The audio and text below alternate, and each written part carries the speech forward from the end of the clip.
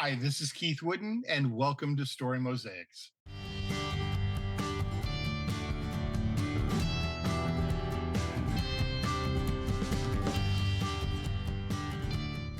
Thank you for joining us today, and I want to thank you for all the comments that you've given over the last 2 weeks. 2 weeks ago, we had Mickey come and speak, and actually, I had no idea how popular that episode was going to be.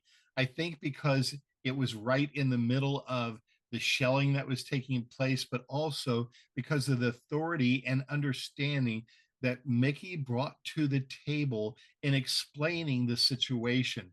Mickey, I have to tell you that I have to do the analytics on all of my episodes. And this happened to be the second most popular episode that I've ever produced in the last over a year and a half. And so it's obvious that there's an interest in this.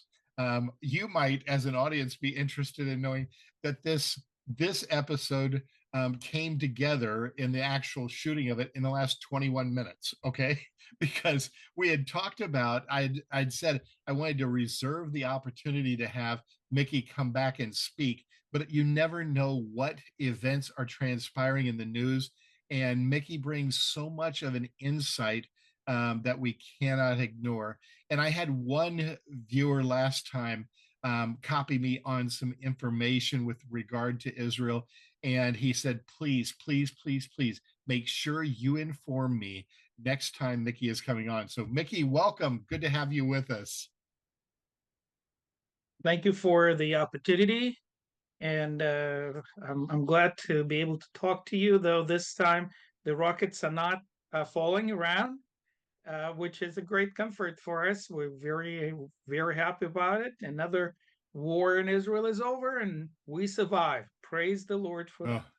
and some people called this the 12-day war. Well, because we remember that there are several wars that Israel has been involved in that have been short in duration.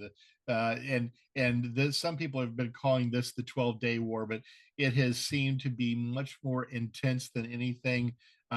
Even though during the historical wars of Israel, there was one point where you were being attacked from every side, literally every side, and God sustained you.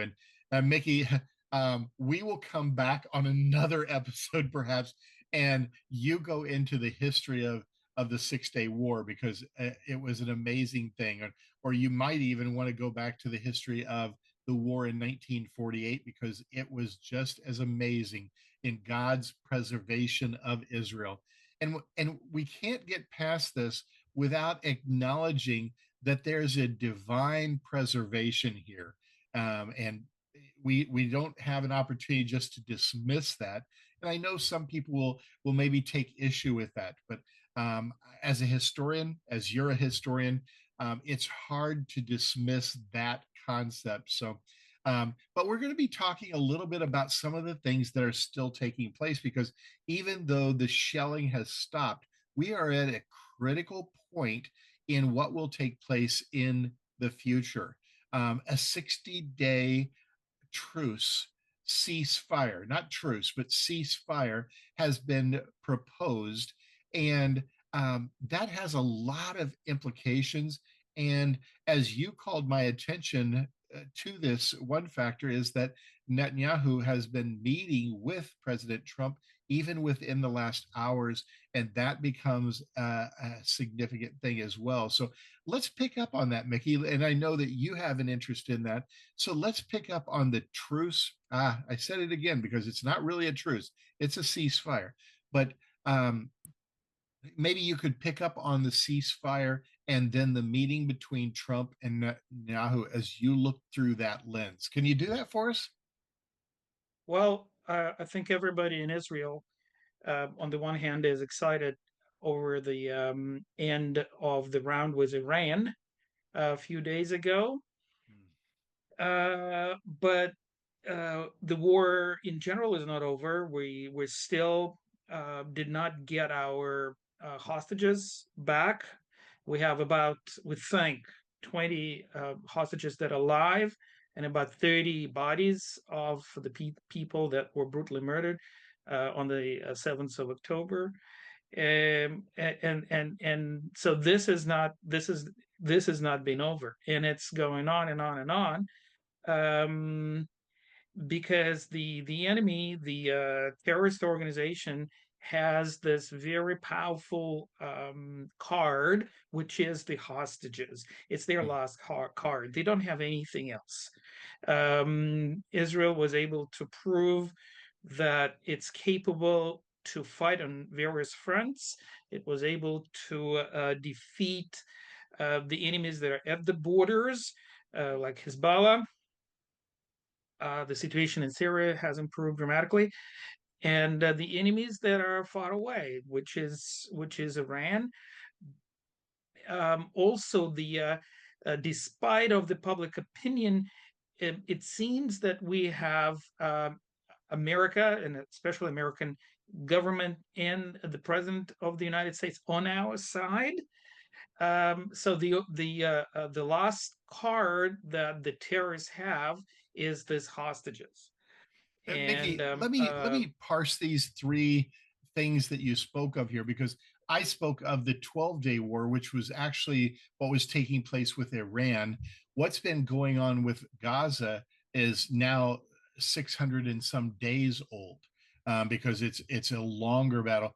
What's happening in a shadow war in Syria with Hezbollah is another front. So there's actually three activities. Am I understanding that correctly? well, the northern front, Lebanon, Syria, has been quiet right now. There are other efforts there. It's mostly diplomatic efforts now. Okay. And most of our military efforts are concentrated on Gaza and somewhat on Yemen as well, because Yemen is sending ballistic missiles Yes. to Israel, and it's far away and it's difficult to fight. We have very little intelligence on Yemen, so it will take a while before we can do something about it. I'm sure we will be able to do a lot of things there in Yemen. It just takes a little bit of time. I think Gaza is much more, if I may use the word, hot potato for us, because it's right here at our borders. And I wish, actually, we have a saying in Hebrew. I wish I was a fly on the wall in the a room where President Trump and Prime Minister Netanyahu had a meeting yesterday, but I wasn't. So I can only guess what is going on. And I was hoping that they will give a press conference, a common press, which they didn't, and that is not a very good sign. That means that the issue has not been resolved, and I think the main issue is who is going to rule Gaza at the end of the Uh, day. That's okay. that's that's the thing. And I don't think we have a clear answer on that, As because on as far as Netanyahu is concerned, and I would say the rest of the world needs to be concerned, Hamas is not an option to rule Gaza, even though they had ruled it in the past. It's just not an option. Am I understanding that correctly? that is correct. Hamas is not an option, but we don't know what is the other option. Yes. That's the main challenge, uh, because Hamas represents the people of Gaza, and it's part of the fabric of the society. It's very difficult to separate the two. You cannot. I don't think you can say that this is a group of military men who just took over power, and as soon as you knock them out, they will be peace and quiet, and everybody will be happy. This is not the reality, unfortunately. The Hamas is an ideology which embedded in the society that Gazans are part of, and it just happened to be that they were able to take charge, and in some ways, Israel was hoping that Hamas will counterweight the PLO. Am I clear on this one? The Palestinian Wow. Liberation Organization. I haven't heard that And term in a long time. So yes. uh, that's how it was born in late 80s or mid 80s as a counterweight for the militant Palestinian organization, but it turned to be monster itself. And unfortunately for me, and again, I have to be careful picking the words here, so please forgive me on that. It's part of the fabric of the society. They do represent the society there, and they had means. They were given power. They usurped some power as well, but people voted for them. They were given money. They were given funds.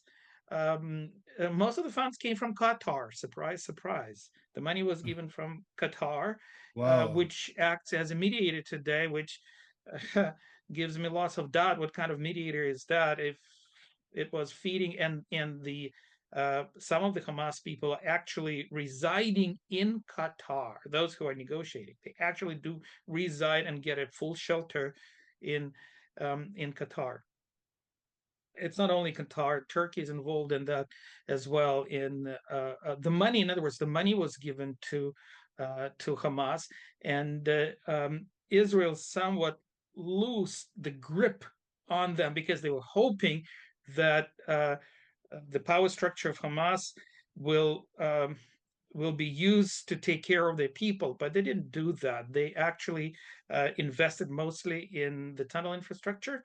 Well, that and we're talking about the billions of dollars actually, and all this money that they received went into that because they realized how effective is that the rockets and the tunnel system that they had, and so Israel somewhat um, to blame also for the in power of Hamas because Israel was hoping that Hamas can be the political answer to the problems in Gaza, but it obviously is blown up with Hamas invasion, and it showed the true intentions. The question is who else will be there. Um, I don't. I actually do not have a clear answer on this question. It's extremely complicated. Depends on many factors, and I think Netanyahu is waiting for those factors to be ripe, but the problem is that it costs the life of the hostages. They cannot be there forever; they will die, and it costs the life of our soldiers. Every day we're losing soldiers, um, um, uh, and it's really painful because we don't. We as a society, we as people who give those soldiers, we do not see the clear purpose why they're dying. What's the purpose of their fight? So the prime minister has to explain this to the public now. And of course, we're seeing such a loss of life in Gaza all the way around. I mean, we see the loss of life in Gaza as well. So we're seeing such an unknown outcome. There's not a clarity there for the Hamas or for Israel that is clear because there's a muddiness of the situation as to who will take power in Hamas.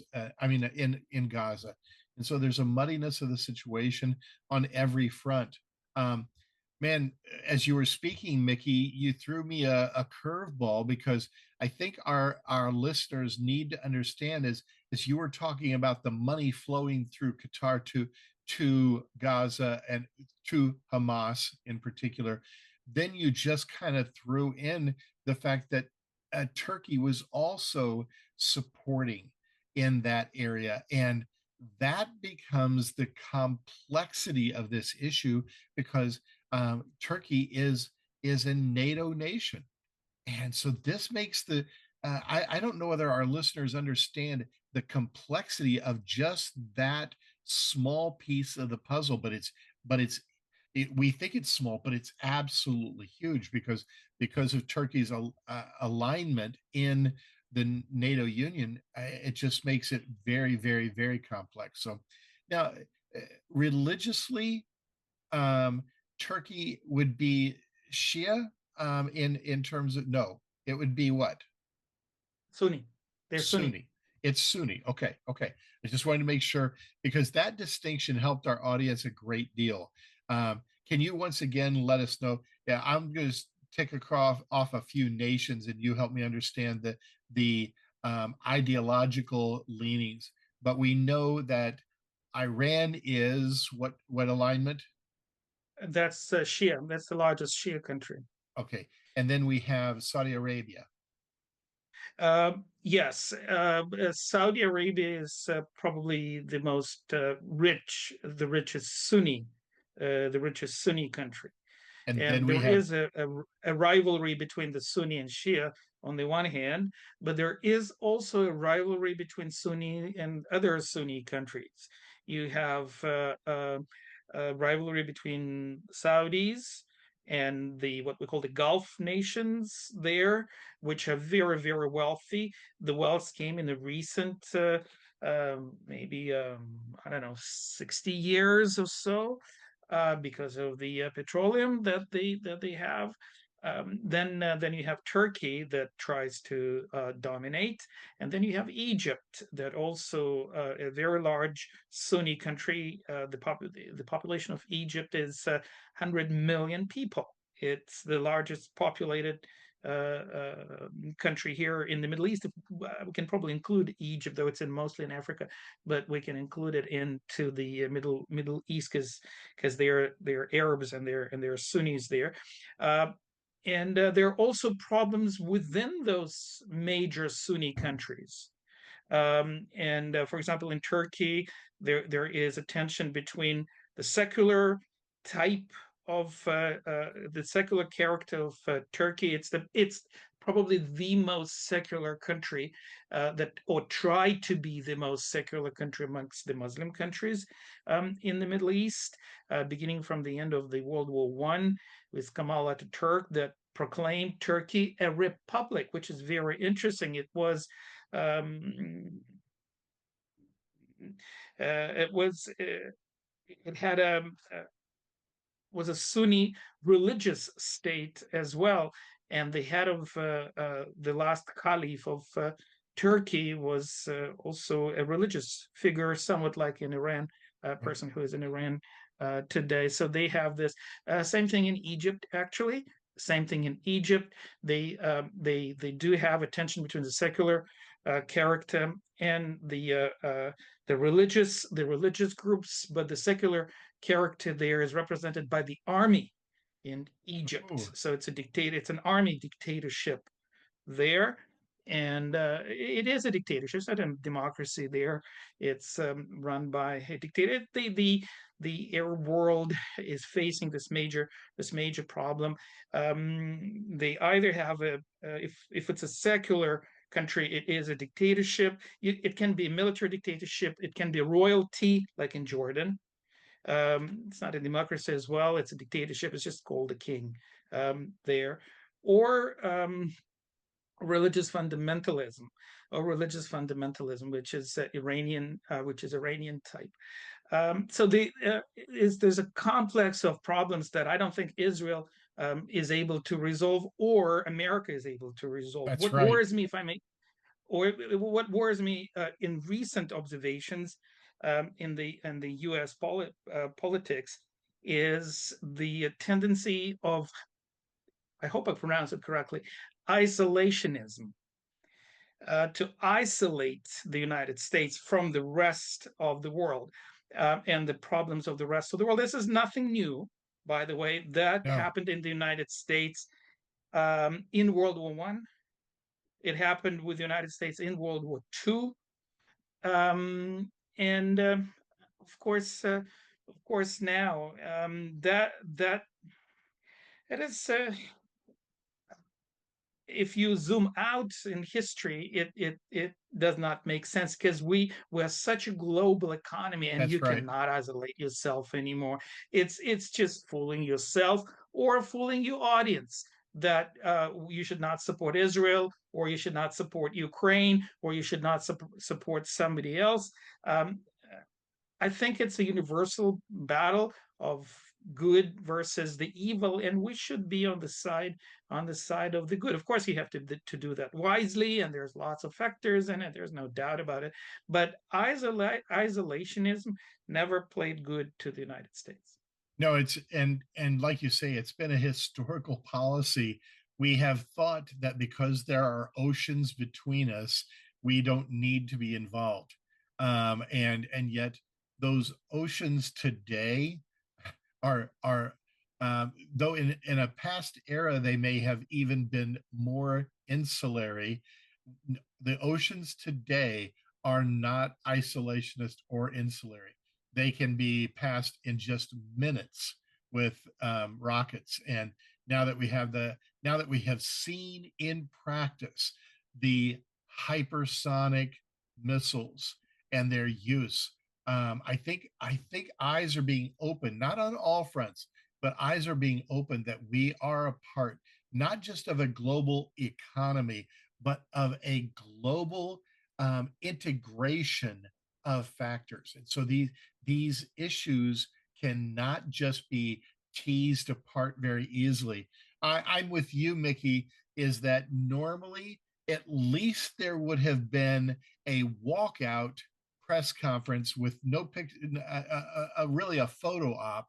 Um, but there was not even a photo op, and there was not even an opportunity for us to get a sense of what had taken place behind those closed doors.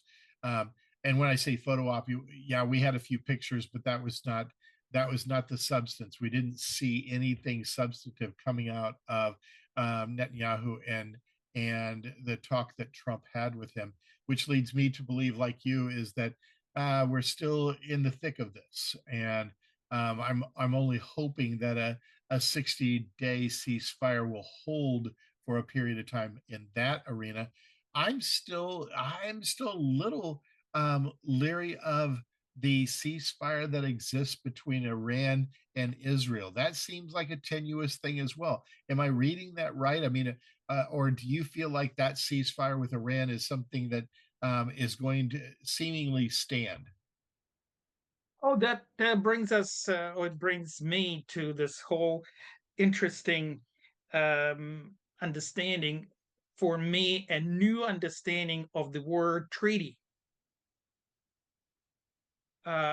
It seems that between cultures we have very, very different understanding of the word treaty, what the treaty of covenant actually is. That's very important. Thank And you for bringing this up. what can be very, very clear for you and me is totally different in Arab Muslim culture. Um, and that's what I've learned in this conflict. For them, and they have a number of words for that in Arabic that actually reflects the historical real the history of various treaties that happened in the Muslim during the Muslim period, especially in the life of Muhammad, because of the high value of his life amongst the Muslim people.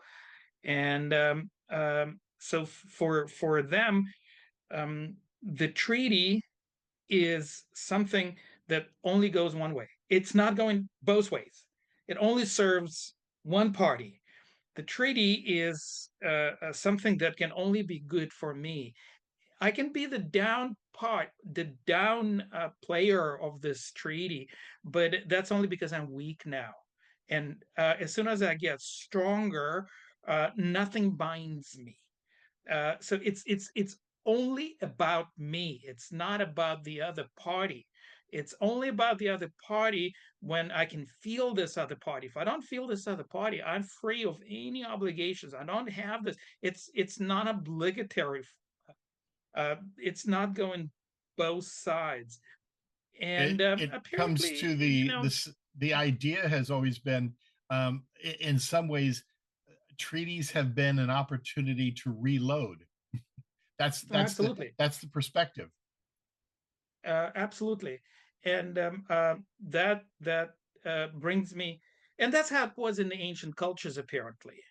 And that brings me to this whole new concept that God introduced when he made a covenant with this little guy from Ur of the Chaldeans, or Ur of the Chaldeans, whatever way you corrupt it.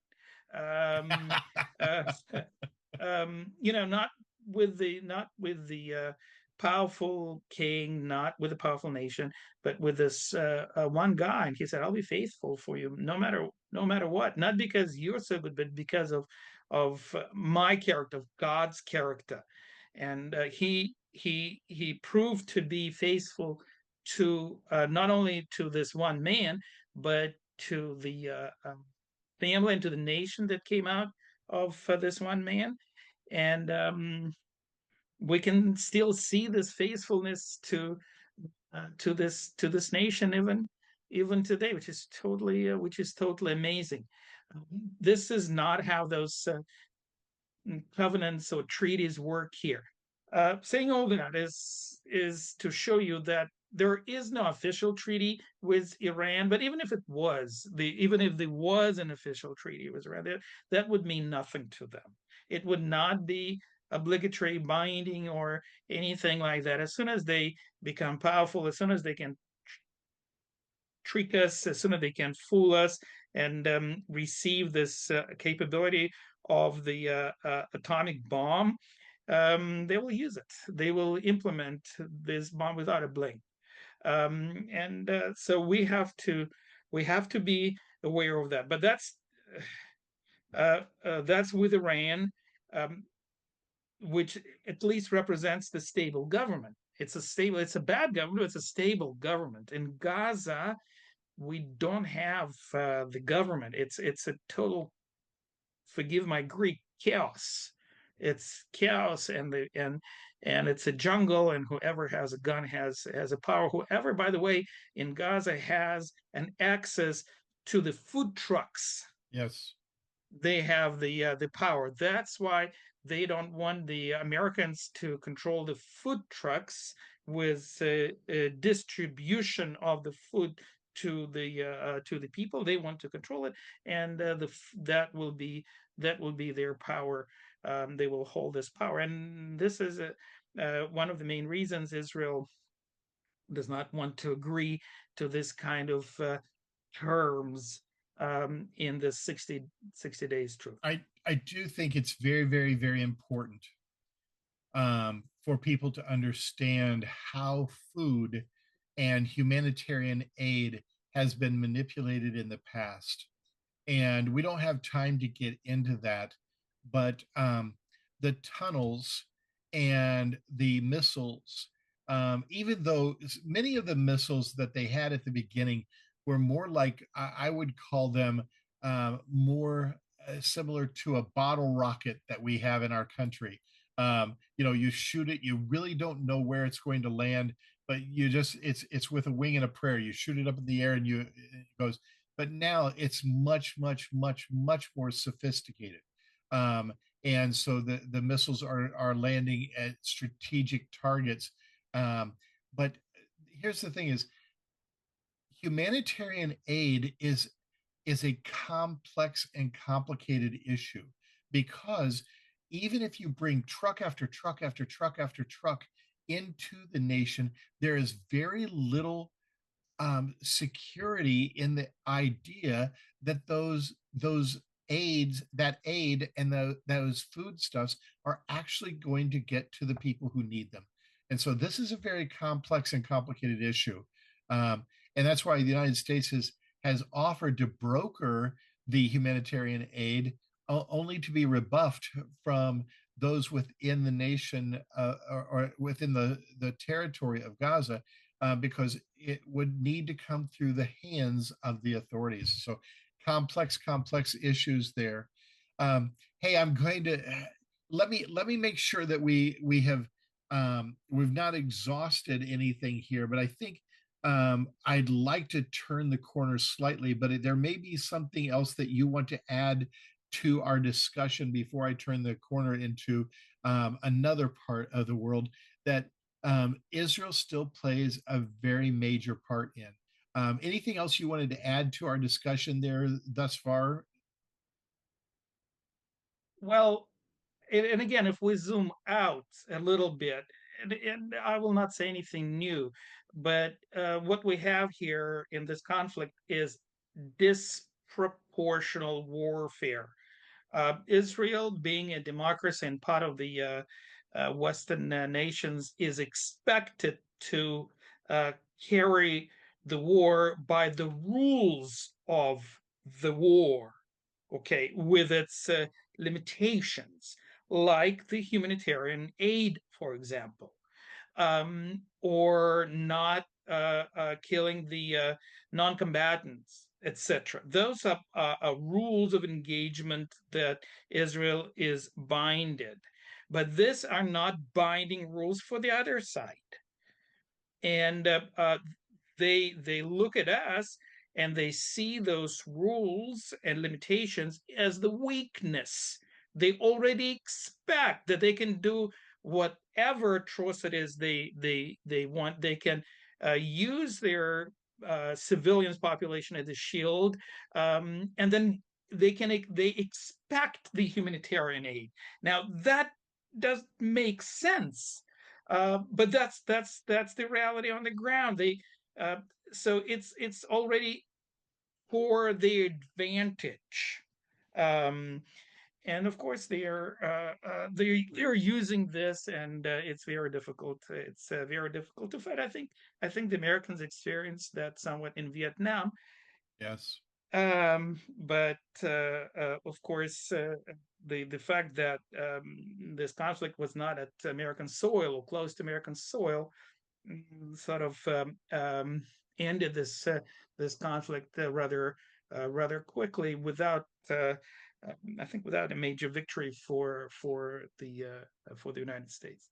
No, no. And in fact, one of my friends just celebrated his return some 40 years after the events of Vietnam. And he talked about his re-engagement in the United States after that war. And it was sobering to look back on that era as individuals from the United States. Yeah, let me call attention to something. And this is just a little bit of an aside, but it's a factoid, if you will, that helps us understand that the largest concentration of Jewish population outside of Israel is in New York City. And so it's a very important thing that we understand that um, no matter how you parse this, there is a strong alliance, if you will, of individuals within the United States towards the cause and the security of Israel. Um, Let me take us on a little bit of a journey because I know that you immigrated to Israel many years ago with your family. Your ties are back with Russia, and I'm not expecting you to be a an authority on this topic necessarily, but it's an important topic nonetheless. And that is what is a perceived inequity among many here in the United States between our support for Israel and our almost ignoring the needs of the Ukrainian people. And so I woke up on July 4th. I no matter what, I'm always going to bed early, and I missed the fireworks. But I should say I woke up on July 5th, and I witnessed um, the tape of all of the mortar shells that were being fired from the Brooklyn Bridge and the ships that were there in the harbor there into the air in celebration of our freedom. And there were over 80,000 shells launched into the air for our entertainment. And at the same time as I was watching that, there were over 5,000 drones and missiles that were being launched into Kiev. And the explosions that were there were so different from the explosions celebrating our freedom. And it just struck me. And my heart goes out to the Ukrainian people in this war. And yet it seems like um, the United States has pulled back significantly, not seemingly, that's been publicized, pulled back from support of the Ukraine. And certainly, even in its defensive realm of trying to defend itself against these drones and the like. Um, and so here's my issue, and the tension that I feel is as you look on and you see what's happening in the Ukraine, give me your perspective. And I recognize I want every one of our listeners to understand I'm asking Mickey not to speak as someone who is an authority on a subject matter here, but one who understands the region and what is taking place there. So, Mickey, I would love for you to speak into the issues that you see and the United States actions in the Ukraine and Russia's actions in the Ukraine and the political alignments that are taking place there. Can you do that? Boy, have I given you a huge, huge issue to parse out here. Well, I can try, but mm, maybe my answers can be viewed as simple, but that's what I see as being an outsider. And again, please forgive me my criticism. I'm not trying to be critical. I'm just trying to be analytical. And I think, and correct me, I think President Trump, the agenda is to bridge peace between the nations that are in conflict. I think that's what he declared from the beginning of his uh, time in the office as a president of the United States. And there are some successes in that. For example, between India and Pakistan, definitely there was a success. There's a certain success in the Middle East, I think.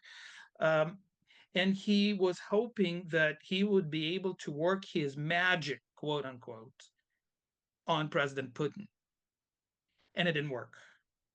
It just did not work. Interestingly enough, it brings me back to 200 years ago history, when another very powerful um, leader, probably the most powerful leader in Europe of those days, and that was Napoleon Bonaparte, Hmm. that invaded Russia in 1812. And he was a brilliant general, and he had a total success in Russia, and he was able to burn Moscow. And he was hoping that the Russian Tsar will come up to him and they will negotiate certain conditions of certain peace. I don't think Napoleon had any um, ideas of conquering Russia or ruling Russia. That was he just wanted for his political whatever reasons. And what is interesting that the Russian Tsar never came. And Napoleon was waiting and waiting and waiting, exhausting his resources.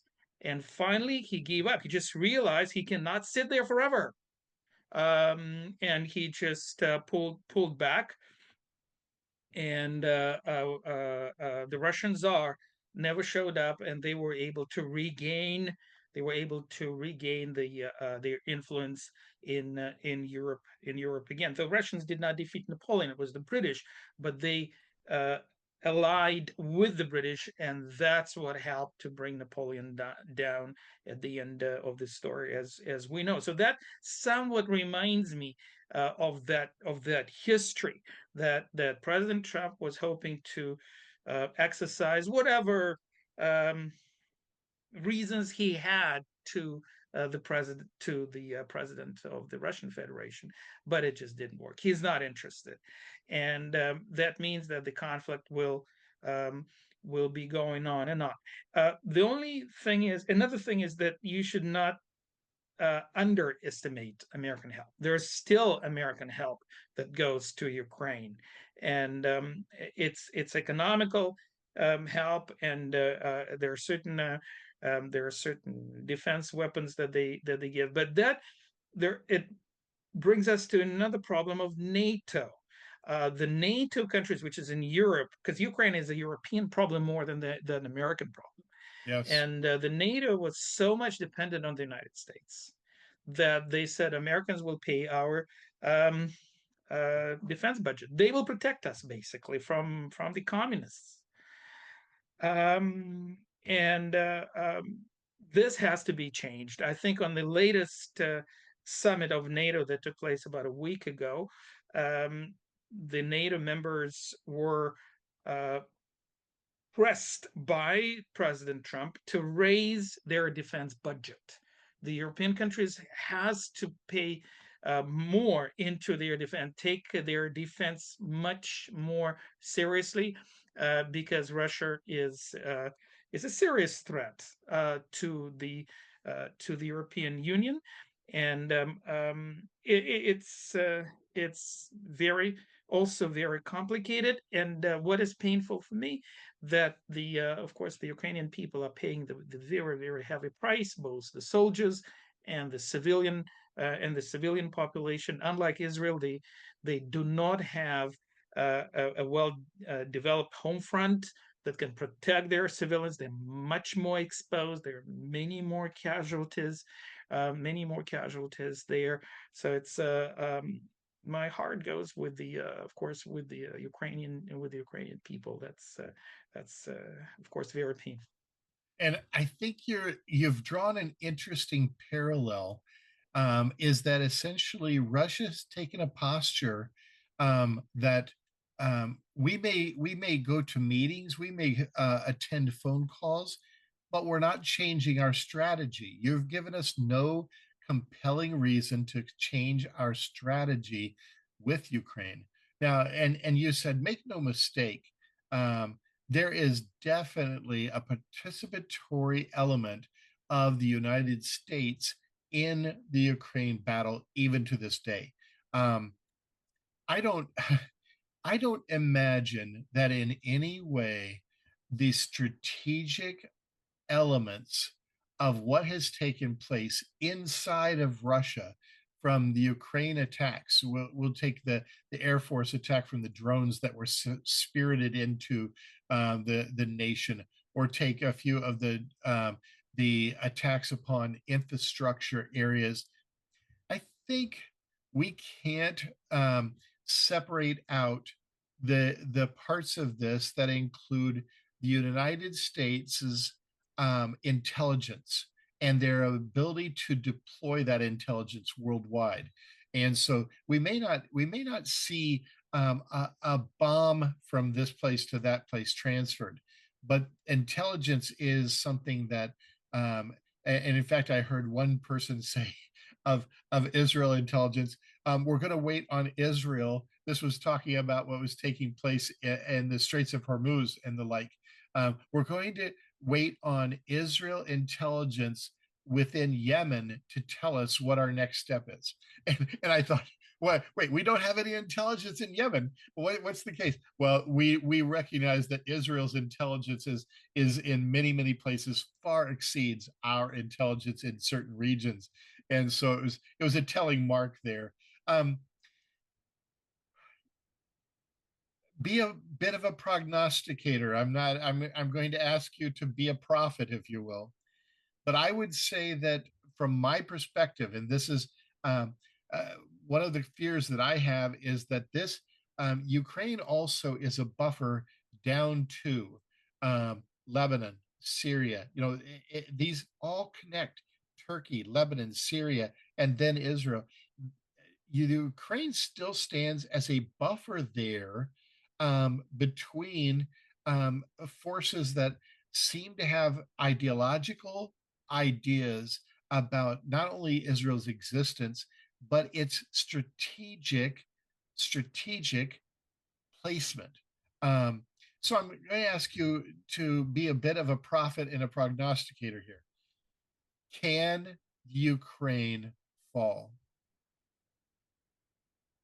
Well, Keith, you know what they do with the prophets, that their prophecies are not being actually, that prophecies are not happening. Oh, this is very, very Um, good. uh, yeah, well, uh, I think Winston Churchill said that the good politician is the one who can explain to his public why his promises could not be fulfilled. So, Russia has much more resources, both human resources to fight, natural resources, economy, and territorial resources. Ukraine is much smaller, and their resources will come to an end. Um, and I'm afraid that we might have a very similar scenario with Czechoslovakia of 1938.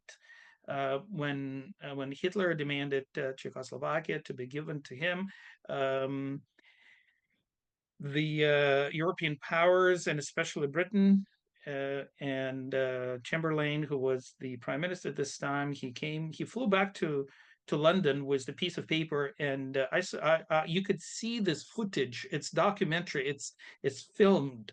You can see Mr. Chamberlain with this piece of paper and saying, "I have brought you peace," and that was 1938. That was 1938. Um, and we know that this peace did not last long. Uh, it was just another step to the war, and that also shows you the value of the treaties between democracies and non-democratic dictatorships like Hitler had. So yes, the fate of Ukraine can be very, very tragic. What will happen after Ukraine? I don't think. I think Russians' idea was to maintain the communist bloc. So I don't think they want to invade France or England. I don't think that's in their plans. But Eastern European nations, especially the small nations like the Baltics, which are very, very small countries, which are part of the EU. All of them, Estonia, Latvia, and Lithuania, all of them are part of EU with a very small population, which is hardly over 1 million people there. So it's a very, very small. They're afraid that they will be swallowed by the Russians next. We don't know. They also have some ambitions in the south, in the countries like Georgia, for example, that can also, they wanted to be part of NATO, and so that worried Russia a lot, and so that brings this conflict closer to us, to Caucasus, to the Middle East, um, etc.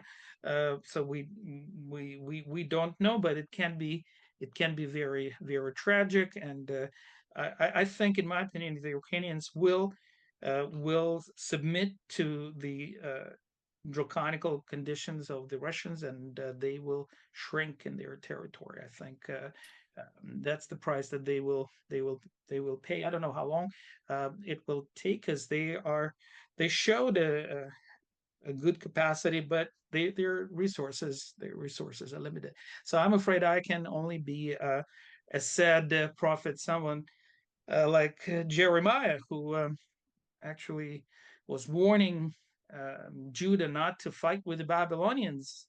Don't fight with a big dog. It's too big of a dog, etc. But the king didn't listen, and he died. I don't want to draw a direct line between those two, but things like that happened in the past.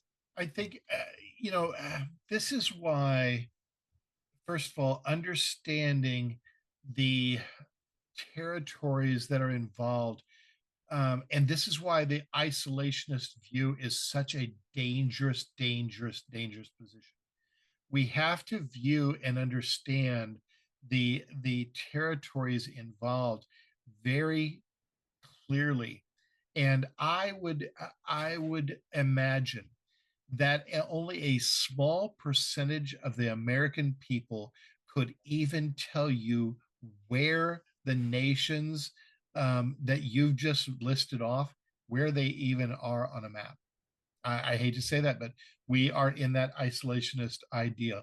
Secondly, I this is Mickey, this is why my heart has always beat so closely with yours, is I am a historian by nature. And when I heard some of the phrases used for the Ukrainian, if you will, surrender of land for peace in our time, it made me very, very retrospect to 1938.